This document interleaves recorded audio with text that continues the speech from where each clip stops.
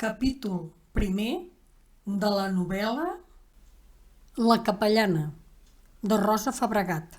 Capítol primer. Diumenge 1. Acabada la cerimònia religiosa, es dirigí pausadament a la sagristia. La corrua d'escolans i escolanes, tibats, hieràtics, la precedia a la sortida de l'altar. La celebrant tancà la marxa alhora que iniciava, amb veu atiplada i segura, un cant religiós. La nau de l'església s'omplí d'una onada de veus humanes que semblava rebotar i multiplicar-se en cada partícula de pedra dels antics murs de l'església. Mentre la sacerdotessa baixava ceremoniosament els esglaons de l'altar, tot procurant no trepitjar la casulla, es deia que les cases especialitzades en la confecció de roba eclesiàstica encara no s'havien adonat de les mides més arrodonides i menys llargues del cos de la dona envers el de l'home, encara que ella sempre se sentiria encarcarada de sota la daurada, sedosa i bella cuirassa dels ornaments eclesiàstics. Aquest tibament conscient de la roba damunt del cos la feia posar més dreta, aixecar el cap, elevar el mentó, tibar l'espatlla cap endarrere, és a dir, adoptar una posició corporal totalment diferent de la seva acostumada. La litúrgia, la cerimònia, té el seu codi, car aquest posat hieràtic dels escolans i seu, en aquest moment deixen la nau central i s'infiltren per la porta lateral que els manarà davant la sagristia, els és donat per la força dels ulls dels feligresos que els observen amb atenció alhora que modulen les últimes paraules de l'estrofa del cant. Els escolans, superada la seriositat de l'acte litúrgic dominical, s'esmunyen sorollosament per l'escala de la rectoria vers el carrer.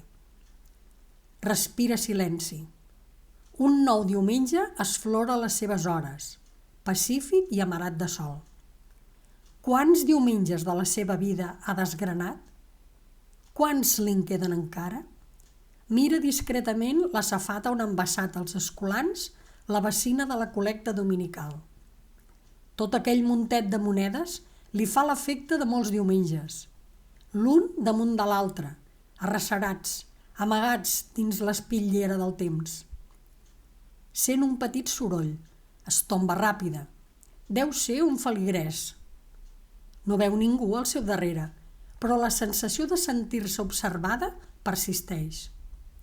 No en fa cas i es tranquil·litza, dient-se que encara té a flor de pell l'aclaparament que li produeix la influència dels ulls dels fidels dirigint la mirada vers ella en el ritual eucarístic. Aquella lleugera fressa que ha percebut darrere seu feia uns instants, mentre desava la calaixera a la casulla, devia ser la gata que s'hauria esmunyit cap a l'hort de la rectoria. S'allisà la faldilla, s'estirà les mitges, ben tibants, es passà la mà pel front i en un moviment totalment automàtic, mirant-se a l'espill cara a cara i separant els dits per fer de la mà una improvisada pinta, la passà pels cabells fortament arrissats. Avui no tocava visitar els malalts.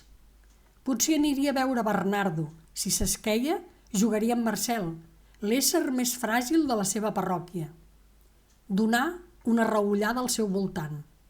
Tot estava ordenat i net. La vella sagristia ja s'havia acostumat a no sentir-la com una intrusa. Prou que li costà, però. Els arcaics mobles li reprotxaven en tot moment la seva condició de femella. Des dels feixucs calaixos que no es deixaven obrir, als batents de les portes que no responien a la pressió de la mà, als vells i antics porticons de les finestres que clavaven estelles com qui no fa res, als fràgils dits, a les parets que no admetien cap mirall, al gros escó i la desproporcionada butaca. Tot era estrany i esquerp al contacte de la dona. A poc, però, els mobles de la sagristia recobrarien antigues lluïssors i un mirall estratègicament col·locat forniria nous perfils. Uns coixins a l'escó i a la butaca suavitzarien els contorns i un parell de plantes d'interior estendrien llur presència vegetal i acollidora per l'estança. Donà un últim cop d'ull al seu entorn i guaità instintivament per la finestra que donava a l'hort. Quina cosa més estranya! Les mates de dàlies que creixien esponeroses vora la tàpia estaven aixafades. Semblava que algú s'hi hagués revoltat. Una esgarrifança incontrolable li recorregué l'espinada. Pensà que potser s'havien esbatussat els gossos del veí que a vegades entraven a l'hort. Observà si veia la gata estesa al sol. No hi era. Instintivament guaità la petita rodona de ciment amb què el paleta havia taponat, no feia pas gaire, el forat que hi feu un ratolí entremaliat que es passejà impunement una nit per la sagristia sense deixar-hi rastre aparent ni tampoc haver rosegat res, tret dels maons i el guix del seu túnel. L'endemà vingué el paleta. Posà verí dintre del forat i barrejar amb parsimònia i experiència petits trossets de vidre, cantelluts i feridors, per barrar definitivament el pas a possibles noves incursions pel mateix camí al petit rosegador. Tot i que Mercè, com a dona, sentia una repulsió atàvica vers aquests petits animalons, percebia una certa pietat cada cop que mirava la rodona perfecta que deixà el paleta dibuixada a la paret. Caldria dissimular-la tapant-la amb pintura dient. Sortir de la sagristia sense haver-se alliberat totalment de l'estranya impressió de sentir-se observada. Tornar endarrere i repassar visualment l'entorn. Tot estava en silenci. L'Engràcia ja havia tancat la porta del temple. Els raigs del sol punyent del mig matí jugaven amb els vitralls i es tenyien de colors de l'arc de Sant Martí. Mercè quedà fascinada en aquell ample espai tancat. Era la casa de Déu i el Déu sol entrava dintre aquest recinte sagrat i s'entretenia jugant amb calidoscopis gegants. Ja no recordava, ni remotament, l'estranya presència que la conduïa aquí. S'agenollà, mirà fixament l'altar i se sentí totalment trasbalsada pel sentiment místic. Ara no sentia el dubte. La paraula dubte no existia. La paraula fragilitat de la fe era un concepte llunyà. Sentia les mans plenes de generositat i d'amor. Una energia intensa la gombolava. Era tota ella exaltació. Contemplà agraïda els colors vius i punyents del sol tamisat pels vitralls. No tenia cap importància que haguessin desvetllat aquest esclat d'amor místic als jocs de llum del sol amb els vitralls dintre la solitud i el silenci del temple buit. Era igual què o qui despertés la joia de l'amor de Déu en el seu cor i en la seva ment. Mirant fixament l'altar, agraïa a Déu que a la fi l'Església Catòlica hagués permès el sagrament de l'orde sagrat a les dones, que a la fi, després de molts segles de cristianisme, s'hagués acabat amb la discriminació d'un sexe vers l'altre quant a la presència i participació activa en l'Església, de tots, homes i dones. L'exaltació de la llum havia llanguit i l'espai interior del temple havia recuperat el seu recolliment habitual. El silenci del diumenge només era torbat pel parrupeig dels coloms del campanar. Era una cridadissa festiva, càlida, vital. Eixí del temple per la sagristia i la porta interior que la comunicava amb la rectoria. Entrà a la cuina. Dintre del seu cabàs, sota la taula, feta un capdell, dormitava la gata. Mercè es preparà una tassa de xocolata desfeta i tragué del rebost la capsa dels melindros. Una aroma càlida amarava l'estança. Les fulles dels potos s'entortolligaven juganeres vers la llum de la finestra. Les cortines de xarxa de ganxet projectaven els seus dibuixos a quadrets, sol i ombra damunt les rajoles. Esmorzava lentament, assaborint les apetitoses menges. Juraria que al matí deixà la porta de la cuina tancada. Obrí la porta ara ajustada i baixà per l'escala de pedra que comunicava amb l'hort. Encara tenia a la boca el regust de xocolata i melindros.